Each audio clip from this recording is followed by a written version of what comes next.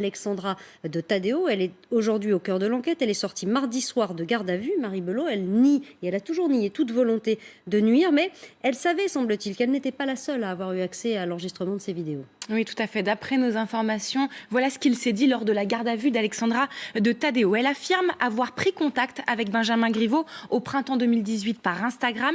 Elle répète qu'à l'époque, elle n'avait aucune idée derrière la tête, en tout cas clairement pas de le piéger. Elle ne connaissait pas Piotr Pawlenski et n'avait pas de stratégie à l'esprit. Elle explique avoir gardé les vidéos pour se protéger. Alexandra de Taddeo répète aux policiers ne jamais avoir donné ces vidéos à Pawlenski de façon volontaire et proactive. En revanche, elle pense que c'est bien lui qui a dérobé ces vidéos à son insu. Il aurait été en possession des codes de son ordinateur chez elle. Elle explique qu'au début de sa relation avec l'activiste russe, elle a eu l'occasion de lui parler de cette aventure avec Benjamin Griveaux et qu'il savait qu'elle avait en sa possession des vidéos compromettantes. Lorsqu'elle se rend compte que Piotr Pawlenski a les images, elle s'en émeut, mais visiblement Piotr Pawlenski lui aurait tenu tête. Et quand l'affaire éclate vendredi, la jeune femme dit aux enquêteurs prendre peur à ce moment-là et efface alors tout le contenu de son disque dur, de son ordinateur.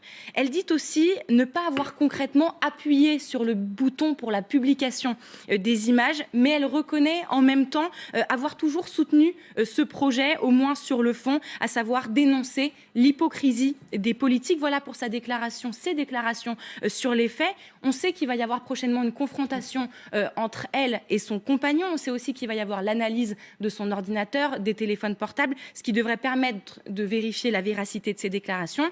On sait aussi qu'en garde à vue, elle n'a tenu aucun propos anti-Benjamin Griveaux, mais elle n'a pas eu non plus, visiblement, le moindre remords ni regret vis-à-vis de lui. Elle se serait en revanche dit complètement dépassée par l'ampleur de l'affaire, sous-estimant les conséquences que cette histoire pourrait avoir également pour elle. Par ailleurs, premiers éléments de l'enquête, rien ne prouve pour l'instant que la piste d'un piège tendu contre Griveaux a été organisée, encore moins celle d'un complot russe, ni même de celle d'une implication potentielle de Gilets jaunes.